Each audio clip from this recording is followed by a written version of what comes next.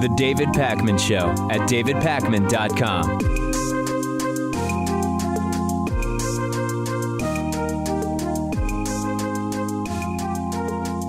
You might remember that Nigeria-based Islamic terror group Boko Haram was the deadliest terror group in 2015, not ISIS. But we've talked about it before, Lewis. Boko Haram does get less attention than does ISIS. Most of their violence is carried out in Africa.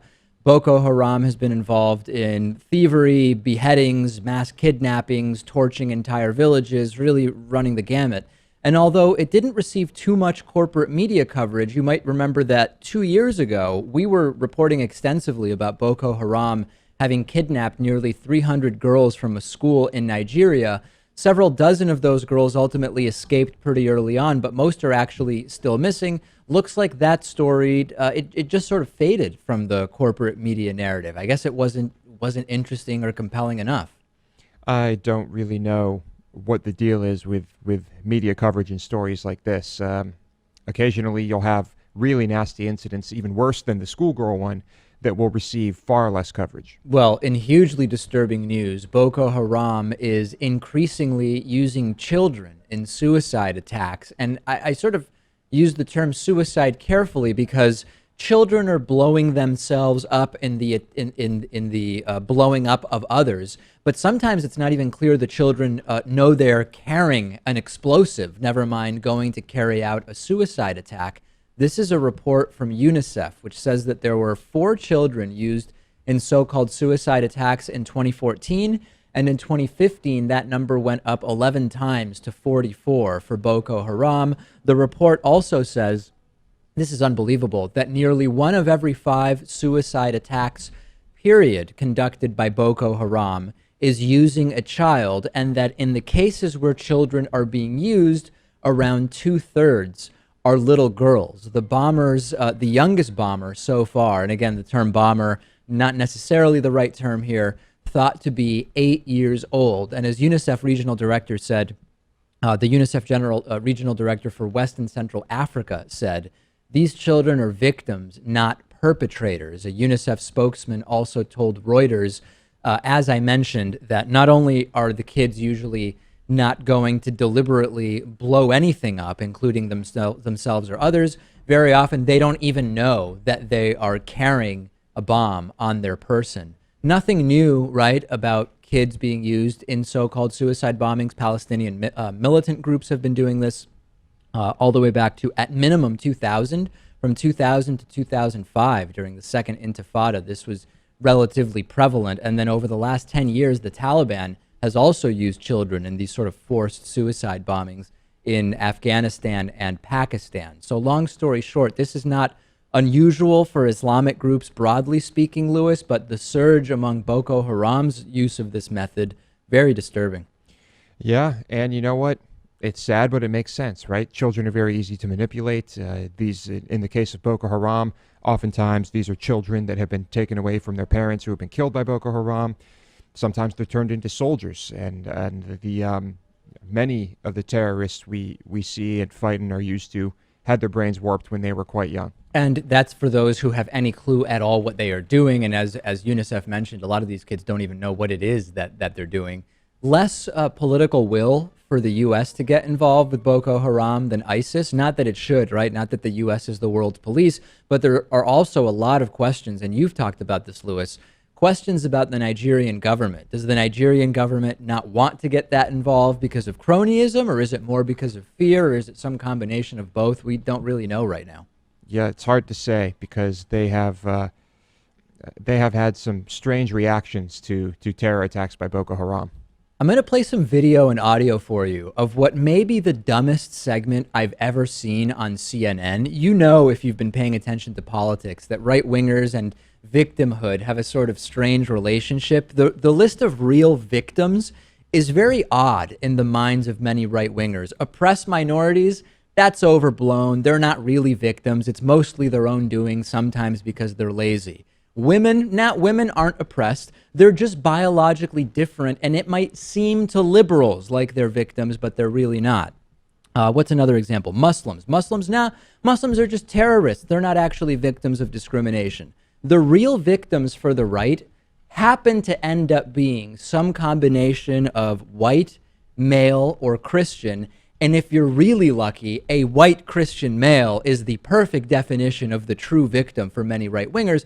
Now, this leads me to a recent segment on CNN on Michael Smerconish's show. I don't really know that much about Michael Smerconish's political views. I know, and he says in this segment, when he was younger, he supported Republican presidential candidates. Sometimes he's on CNN and he'll sort of make good devil's advocate comments, criticizing either or both sides. But the premise of his segment was college Trump supporters are being victimized on campus by bad liberals at all of those evil liberal universities. Let's take a look at his introduction, which is already insane, mind you. Supporters of Donald Trump to come out of the closet. Apparently not for many students at liberal colleges. The anger and divisiveness of the election cycle has spilled into their quads, generating more hostility and even fear. Remember a couple of weeks ago, I covered the bitter controversy at Emory University caused by some pro-Trump graffiti written in chalk. Now, student Trump supporters on many campuses say they're actually afraid to openly voice their views, that they're being ridiculed, harassed, called names, and ostracized. 3 of them join me now. Dylan Pereira and Okay, so then he goes to these 3 victims. They all, one of them has possibly a Hispanic sounding name, but lo and behold, we're talking about 3 men that present as white men, okay? First question goes to Ryan. Ryan is the first guy who is asked a question here. Brace yourselves. Take a look. Of the Reagan-Bush effort at Lehigh University, my enemy was apathy. And here's a flyer that I used in the fall of 1980 to try and gin up support for Reagan-Bush. I threw a kegger. I was charging $1 a head. I had 3 half kegs of beer. And guys, literally, no one came to my party. So how have things changed, Ryan? What kind of a workout do you get when you go out and try and spread Mr. Trump's message? It's a heck of a workout, let me tell you, spreading Mr. Trump's word throughout campus. I was shocked at the number of students that I was able to garner into our Students for Trump group at Penn State. We have right around 50 students right now, and it's growing every day. But just walking across campus, I get students ridiculing me every day, just walking to lunch or just walking to our meetings. Well, what have they said to you? I was walking to grab lunch the other day, and I wear orange quite frequently, as you can tell, and they said, "Hey, you in the orange," and I turned around, and he says, "Yo, F you," and I'm like, wait, what? Like, I was so shocked, so surprised, and appalled, but part of me, it doesn't shock me, because there's such that divide, but at the time, I was very shocked about it. Anybody say... This is not meant to be offensive to this kid. I'm against bullying. I'm against making fun of people. This kid would be getting made fun of regardless of who he supports because he's a quirky kid, Lewis. We're talking here about supposedly the systematic bullying of Trump supporters because they're Trump supporters.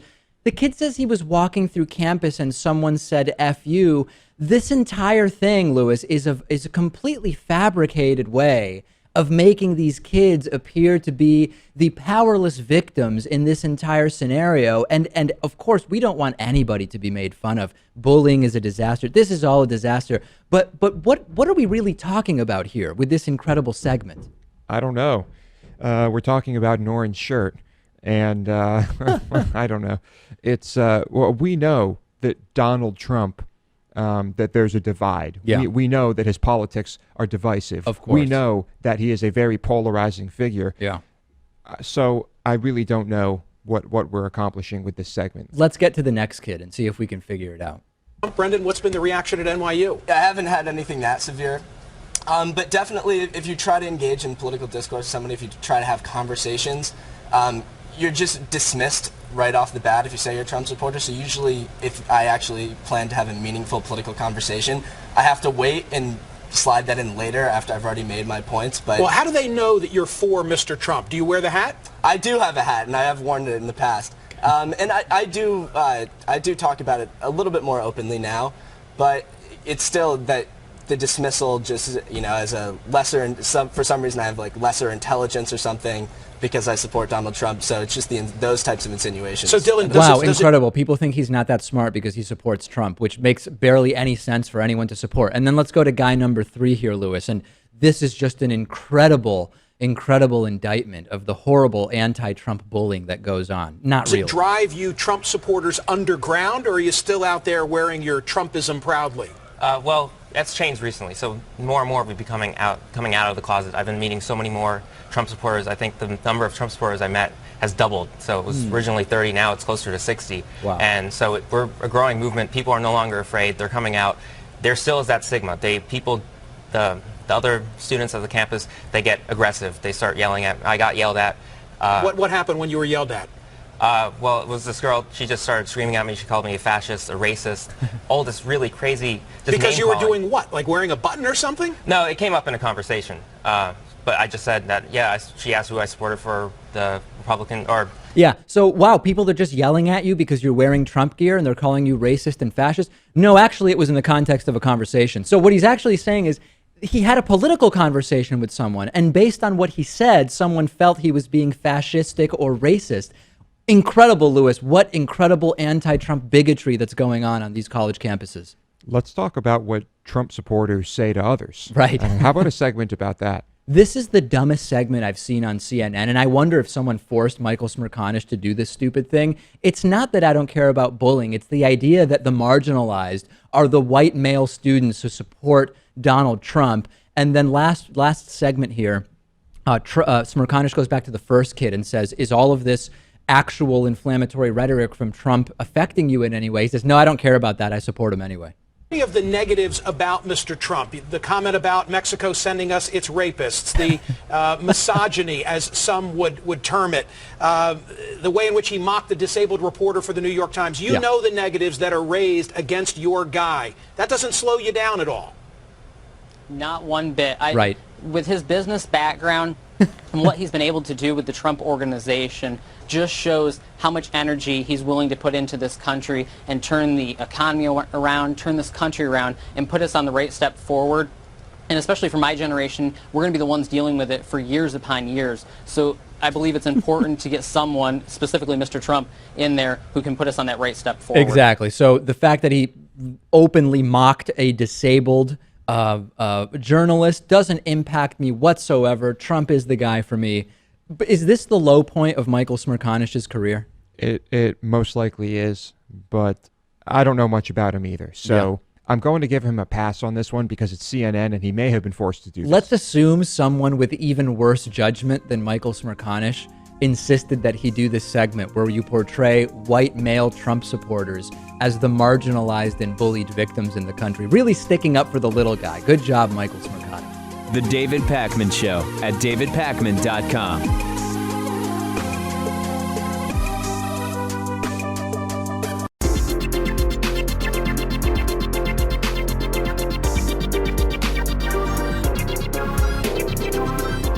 The David Pakman Show at davidpakman.com.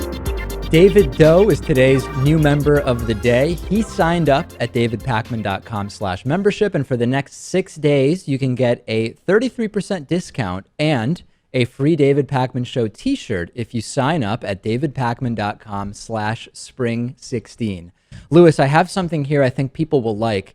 As you know, you've been chronicling my journey into the online world of Instagram. Lewis is doing daily journal entries about it. I'm on Instagram at david.pakman.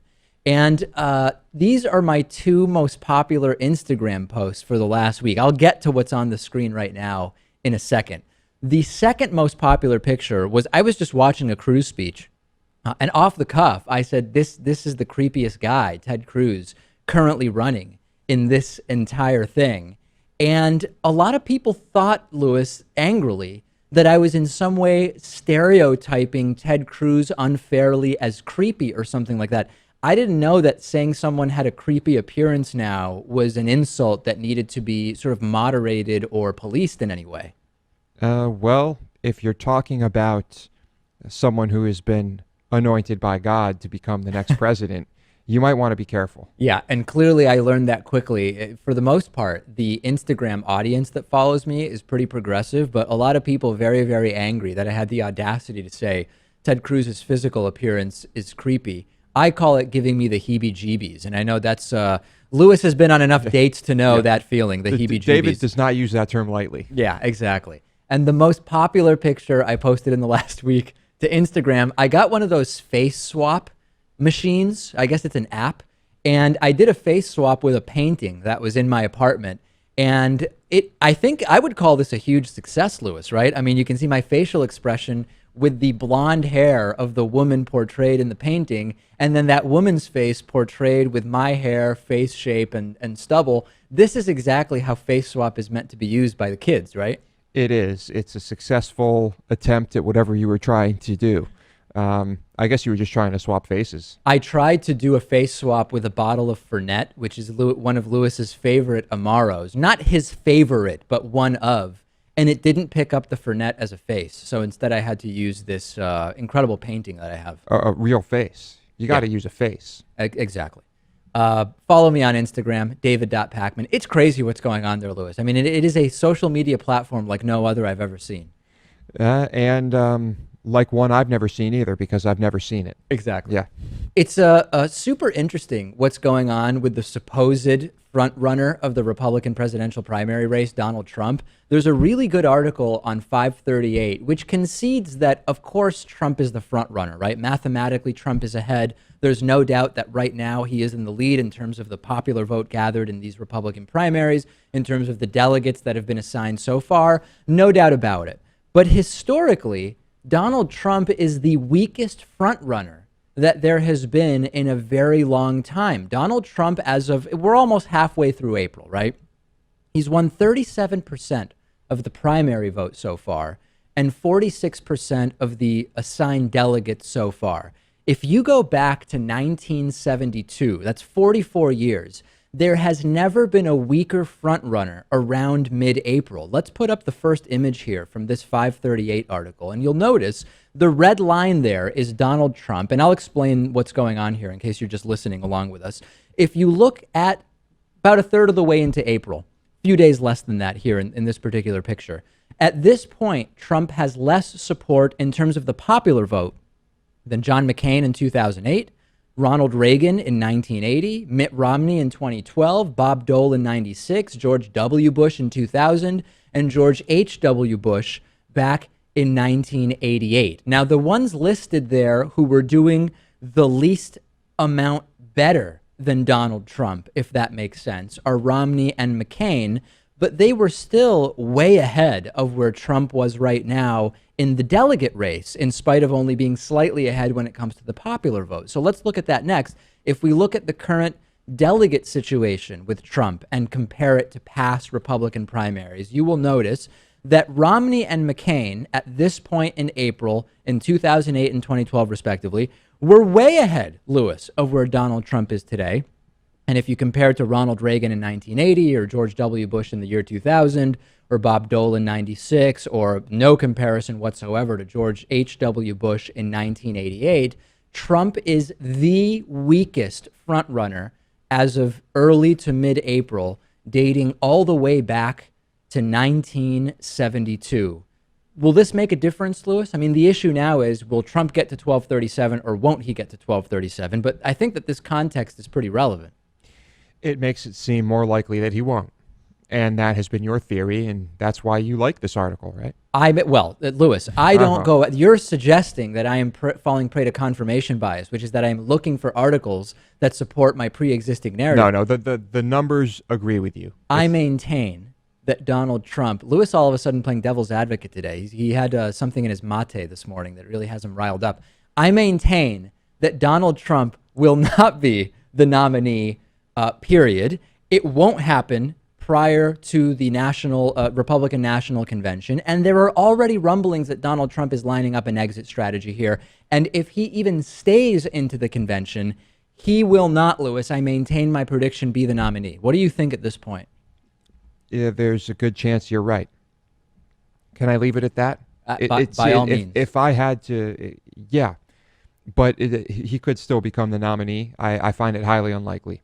The list of bizarre and odd conversations that Donald Trump has been involved in lately continues to grow. This latest one is with Bill O'Reilly. I guess the general topic on this segment of the O'Reilly Factor was that Trump is going to be good for the blacks, as he likes to refer to them. He has a great relationship with the blacks, as he's talked about. And somehow, when talking about job opportunities for black Americans, Bill O'Reilly felt the most relevant question was, how can blacks with face tattoos get jobs? Let's take a look. My message is I'm going to bring jobs back, Bill. Jobs. My message is I'm bringing jobs back to the country. And they're going to have jobs because right now we don't have jobs. China has the jobs. Mexico has the jobs. Japan has the jobs. Everybody has the jobs. We don't have the jobs. The jobs have been taken out of the United States like we're a bunch of babies. Okay, like so it's an economic play. But what about the grievance industry run by your friend Al Sharpton, where, you know, not only do you have to bring prosperity to all Americans, not just blacks, right, but we owe them. We owe the African Americans because of the historical atrocities that they've had to live through, their families, their ancestors. Well, how are you going to deal with that? Well, I think we're going to do fine. Again, I think that... But what are you going to tell them when that comes up? And you're going to start to see it. I'm telling you, it's an economic message. If you look at President Obama, he's been a president for almost 8 years. It will be 8 years. You have with black youth, with African American youth, you have a 59% unemployment. With people of prime age, it's much higher. But how are you going to get jobs for them? Many of them are ill-educated and have tattoos on their foreheads. And you know, how are you going to, and I hate to be generalized about it, but it's true. If you look at all the educational statistics, how are you going to give jobs to people who aren't qualified for jobs? We're going to bring jobs back. Yeah. Are face tattoos so prevalent in the black American community that it's one of the primary problems for the Trump Jobs for the Blacks program?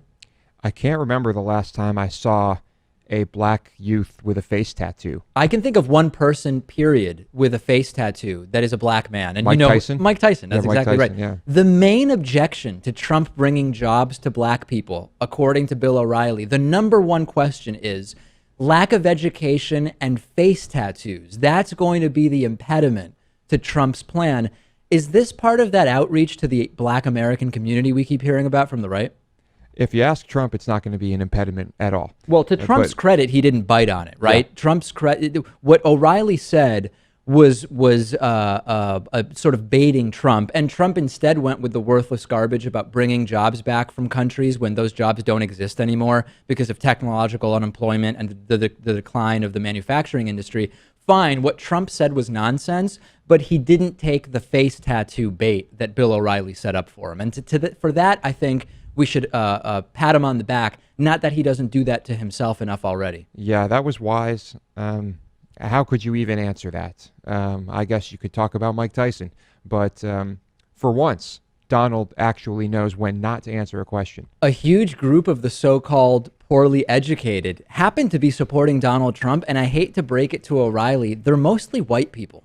Yeah, so it would seem, as we can tell by the crowds at his rallies. Well, it reminds me of when Bill O'Reilly had a meal at the traditionally black restaurant Sylvia's in Harlem, fantastic restaurant, and he later announced he was utterly stunned that the black people eating were quite civilized. They weren't yelling for more iced tea, mother effer, and it was all a big, big shock to Bill O'Reilly, and I think that illuminates his thoughts about forehead tattoos as he talks about them in the black community, and that's most of what we need to know here.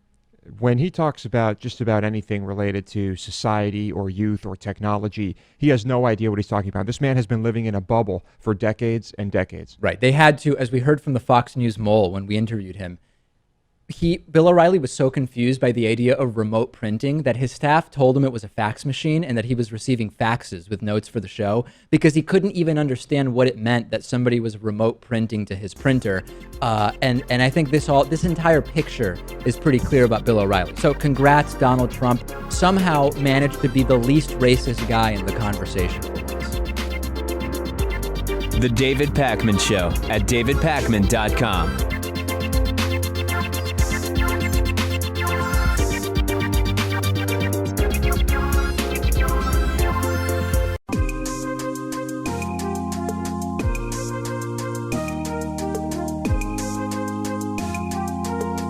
Welcome back to the David Pakman Show. David Zetland is a water economist and author of Living with Water Scarcity. He's also professor at Leiden University College in the Netherlands. David, we spoke to you about 1.5 years ago. At the time, you said governance, regulation, this is what we need to really be paying close attention to as far as water goes. And of course, you were absolutely right. We've found out now that 80% of the water from underground wells used by farms and factories and households in the Chinese plains is unfit for drinking or even bathing. We know about Flint, Michigan, water crisis, incredible cronyism and corruption involved there. We know about fracking and the impact on water. We, of course, are familiar with the flammable water that smells like licorice, which has plagued a few different parts of the U.S., and we recently found out about high lead levels in Ohio. So question one, is this just not enough regulation, or is it more complicated than that? The simple answer is it's more complicated than that. The longer answer is that I'm an economist, so we talk about regulation in a way that people are unfamiliar with. We talk about regulation as being a bit of a game. And the game is between the regulators and the regulated industries. And in theory, the consumers or citizens are being protected by those regulators, but that doesn't always happen, either because the regulators are fooled, or because they can't get enough information to do their job, or they end up being subject to what's called regulatory capture, or what's also called the revolving door, which happens, for example, on Wall Street. Mm-hmm. So when regulators are let's call it not doing the job as we expect, we get these kinds of bad outcomes. And when we think about specifically, we pick whichever one you like. I mean, we can look at the Flint water scenario, and we now have the email chain and all of the decisions that the sort of small decisions that led up to the big decision to switch the water source in Flint, Michigan. Or we can talk about lead in Ohio, or pick whichever one. At what point do you think it was that the regulatory agencies sort of fell away from protecting the consumers of the water and were sort of tainted, for no pun intended, by other interests? Yeah, so in some cases, let's take the regulator as trying to do the best they can, right? Yeah. Let's let the corrupt regulator is quite simple, and that is a big problem in many countries. So, don't get me wrong. There's also the ideological regulator who wants to do the right thing, but ends up, because of their ideology, recommending something which is counterproductive. But what most well-meaning regulators are facing is what's called an asymmetric information problem. They don't know as much as the water companies know. And water, remember, is very complicated because it's more or less, most water supplies go through buried pipes. And as we found out in Flint, there was a coating on those pipes that was more or less protecting consumers for decades. And people didn't necessarily know how much protection was involved. And we found out it wasn't enough when they changed what they were doing with the water supply. But most regulators have this asymmetric information problem, and they have very limited resources. Now, in some states in the US, the limited resources that the regulators have is intentional, right? In Texas, they have groundwater management districts, but they don't have any budget for managing groundwater. What that means is that no one's watching what's happening to the groundwater, or in terms of depletion. In most of the farming areas of the United States, especially east of the Mississippi, you've got a lot of groundwater contamination from agriculture, because the government has decided that agricultural practices will be exempt from water quality regulations, for example. In other places, you might have a regulator who's chasing 15 different potential contaminants in water. And lead is an obvious one, arsenic, E. coli. But maybe they're missing something else, which is called, in the jargon, the EPA, they call it contaminants of emerging concern. So the regulators are challenged on many sides. And the reason why this shows up as a panic situation for people is that they mostly rely on the regulators and the government bodies to do this job.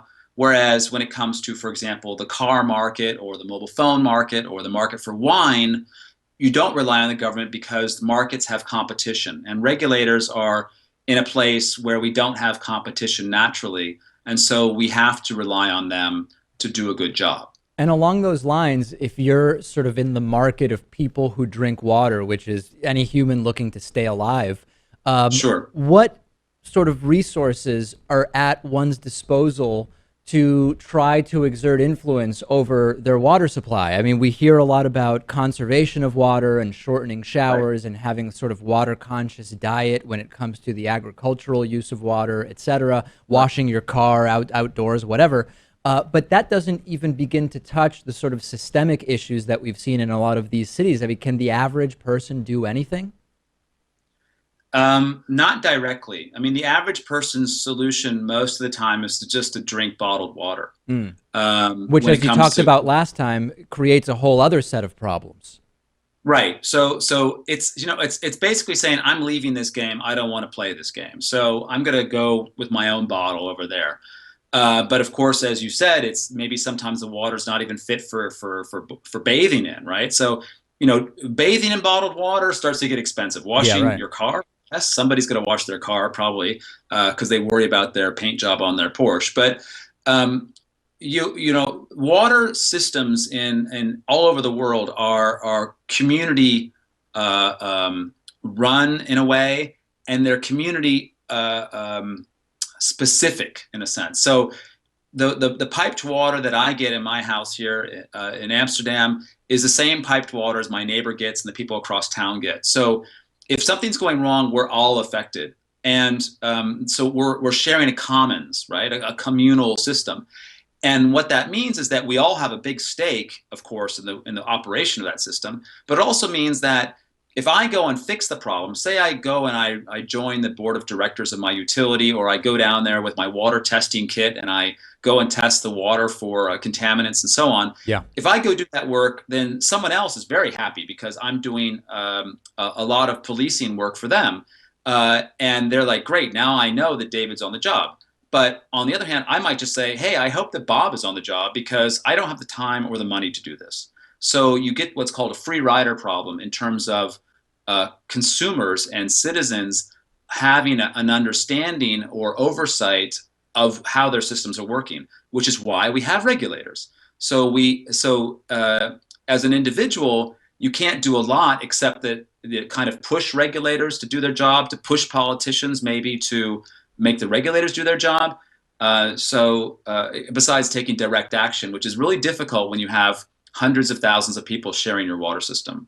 Let's talk a little bit about that agricultural water use. The documentary film Cowspiracy has gotten a lot of attention, and it makes the case that there's a sort of concerted effort when we talk about water conservation and the biggest uses of water, not to include the disproportionately heavy water use of raising meat, raising livestock to then be slaughtered and eaten by humans. I'd be curious to hear from you. I've read a lot about pieces that tend to agree with the point of view of Cowspiracy, others that say that the case is sort of overstated in the film. What's your sense generally of how we should think about water use for raising livestock? So when I look at drinking water systems as well as agricultural water systems, I think in terms of not one thing is a good idea versus another. So I don't worry that someone's watering their lawn versus taking a long shower. I worry, do we have enough water supply in the whole municipal system?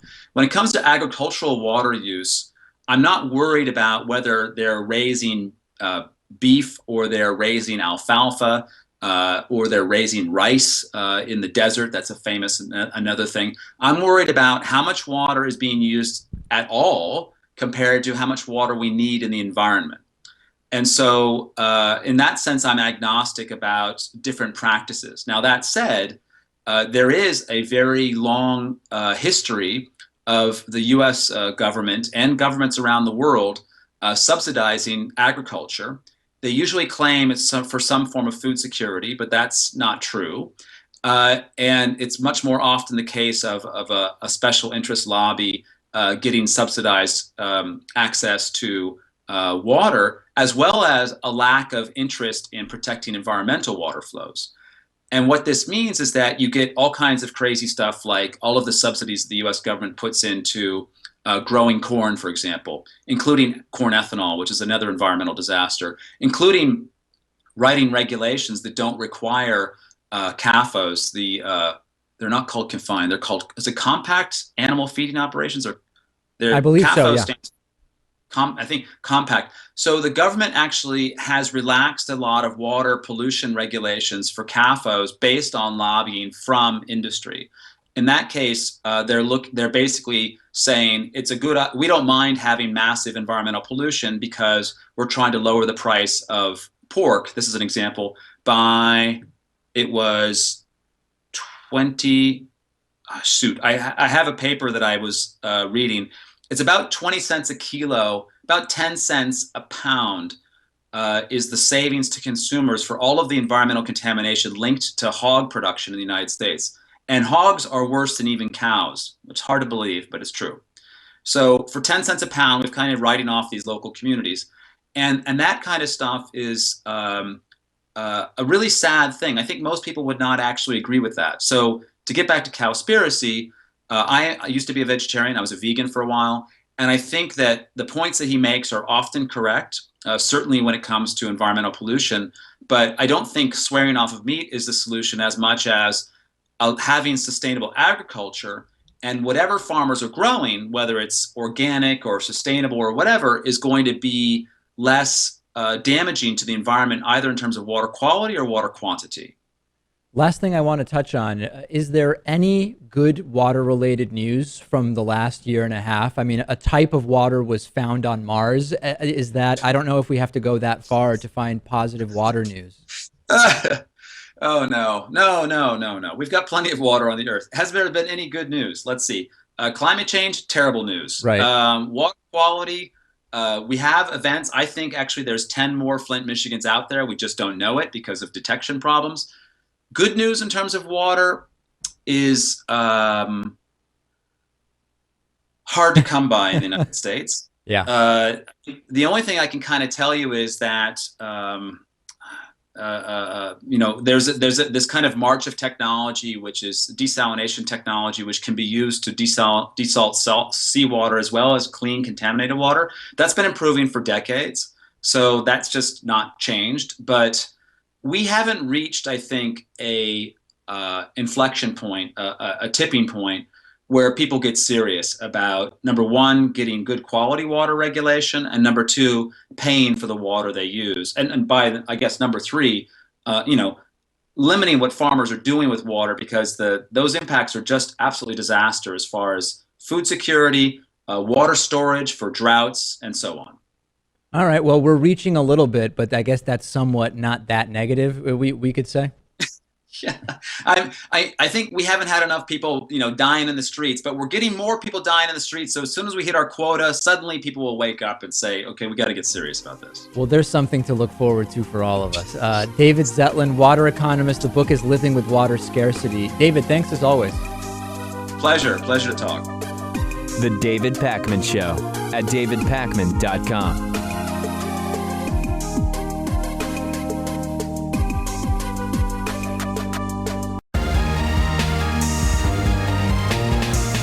The David Pakman Show at davidpakman.com.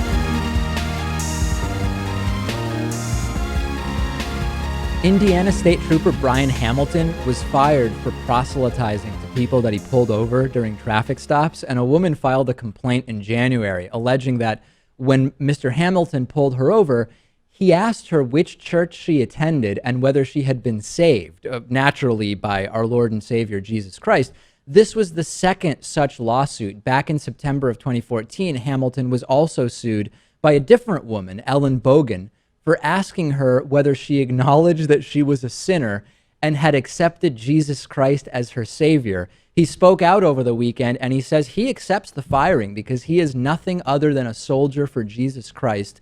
His exact words, Lewis, "I always said after I got saved, I work for the state, but ultimately, I'm a soldier for Jesus Christ, and God has used that job for the last 3 years, and that was to spread the word and tell people when they're hurting the truth." Can you make heads or tails out of this? I can. We're dealing here with a severely delusional man who He's lost. He's lost. This guy is gone, and there's no saving this guy. You know how, as a general thing, you're often advised not to talk to police or to talk to police as little as possible in most interactions. If the conversation during a traffic stop, Lewis, went to admitting you were a sinner, right? Not admitting you were speeding. The speeding is relegated to second or even third on the list of priorities. Admitting that you're a sinner and reporting the church that you go to, would you be more likely to engage in a police officer with that conversation or less than just simple questions about speeding or turn signal usage? Well, I don't know. It would depend on why I'm being detained. Right. Yes, if it was just, it could make for a great conversation and maybe even some good debate, but a debate I certainly would not win. If only Kim Davis wasn't married. I see a match made in heaven, although that maybe not the right term here. Yeah, it's a good one, Dave, though. You get give you a pat on the back for that one. Is Mr. Hamilton's next job going to be the 700 Club law enforcement for Jesus expert? I can see Pat Robertson going to him for an exclusive look at which church Camry drivers tend to frequent in rural Mississippi. If this guy were as smart as, let's say, Donald Trump, he could really turn this into a wonderful business franchise of some sort. I mean, Jesus Cop, think about it. He could be polling 15% in the Republican primary. Forget about a business. He could be selling toys, books. He could have his own TV program. One of my favorite Mitt Romney bogus predictions, and there's a long list of them, I'll remind you, was about American auto manufacturer Tesla. And as I've been advised to do, Lewis, I will disclose I am a Tesla shareholder, although I would think Romney was clueless no matter what my personal stock holdings were. I'll remind you that Mitt Romney called Tesla a loser in the 2012 presidential debates, and let me remind you what that sounded like. But don't forget, you put $90 billion, like 50 years worth of breaks into solar and wind. To Solyndra and Fisker and Tesla and Enter1. I mean, I had a friend who said you don't just pick the winners and losers, you pick the losers. Right. President Obama picks the losers like Tesla. Now, 6 months after Mitt Romney called Tesla a loser and called the loan to Tesla a loser loan, Tesla announced its first ever profit in the first quarter of 2013. They are still on track to pay back that loan from the Department of Energy early by the end of next year. And meanwhile, Tesla's Model S was unanimously voted Motor Trend's Car of the Year in 2012. And the latest news, Lewis, last week, reservations opened up. This is Tesla's lowest price model ever, the Model 3. They opened up reservations for $1,000. You could reserve. Basically, you're buying an option to purchase a Tesla Model 3 starting in 2017. At last count, Tesla received more than 325,000 of these $1,000 reservation fees. If you extrapolate that out, it's about $14 billion in implied future sales of Model 3s. Romney just can't get one right, can he? Yes. Romney was against saving numerous companies that ended up doing well, recovering as a result of government assistance, paying the money back with interest. It's in some cases, maybe he is right. Maybe sometimes some companies should be allowed to fail, but I don't think you can say that as a blanket policy. The question about Tesla now is not whether the Model 3 will become widespread when available. The question is, how much does Tesla need to scale up to produce enough Model 3s so that people don't have to wait until 2020 to get their Tesla? And there are production concerns. Elon Musk has been talking about it. This is a really good problem to have. And by the way, they just took in $325 million in reservation fees. I would not go to Romney for business advice, would you? I would not, unless it was about, no business advice at all. Unless you need to know how to cause a dog to have explosive diarrhea by strapping it to the roof of your car, that is where Mitt Romney's expertise lies, Lewis. If you can turn that into profit somehow. If you can somehow figure out a way to profit from dogs being incredibly sick as a result of the anxiety caused to them by their owners, I would put Mitt Romney in charge of that business any day. Lewis got lectured in the voicemail today. This is a voicemail. You can call 219-2-DAVID-P anytime. Yesterday, Lewis was talking about coconut oil. Lewis, very involved with oils and butters and all sorts of accoutrements. And check out this lecture that Lewis is on the receiving end of. Okay, it's me again, Chris from Vermont, and this time the message is for Lewis. Okay, Lewis, let me school you on oil, okay? All oil, there's not anything as a healthy oil. There's no such thing. Oil is a refined food. There is such thing as healthy oils, okay? They are contained in whole foods. In other words, you are much better off eating the whole olive and getting your oil that way than getting it by a refined process. Once you refine even coconut down to oil, you have stripped it of most of its nutrients, and all you have left is fat. It doesn't matter what oil you're talking about, whether it's coconut, olive, whatever, canola, whatever, 120 calories per tablespoon. Let me repeat that. 120 calories per tablespoon. All refined oil is a way to add fat. This may be the best caller we've ever had. I mean, he should be doing these rants about anything. Lewis, let me explain cast iron skillets to you. They must be seasoned. You can't use a harsh soap on them because it will remove the seasoning and the food will stick. Lewis, it doesn't matter what type of food you're cooking, use a cast iron skillet. I welcome more voicemails from this guy. I recommend that he have his own show on YouTube. Yeah. And there's a lot of opinion about oil out there. This is the first time I've heard this opinion on oil. Are you still bathing? Are you still bathing in olive oil? Yes, I have a pool. I swim in a pool of olive oil. Yeah, and you don't. It's not too slick afterwards. Like your towels don't get all messed up. Well, then I have to dive into the pool of the dishwashing liquid. Right. Yes, I have both. That one's much smaller. People should see what goes on at Lewis's apartment. It's incredible. It should be chronicled on one of those TLC shows. I won't tell you which one. I'll let you guess. We have a great bonus show for you today. Lewis has an incredible story involving our friend Ben Dixon from the Benjamin Dixon Show. We will hear about a woman found dead in a Staples, and we will also hear from Lewis about confronting yet another litterer on the streets of Boston. This is the third such incident Lewis has been involved in. He will tell us, did this one come to fisticuffs? No, it didn't. Or did it? You have to tune into the bonus show to know. Right, Lewis? It was close, actually. DavidPakman.com/membership. And remember, you can sign up at a discount and get a free t-shirt at DavidPakman.com/spring16. The David Pakman Show at DavidPakman.com.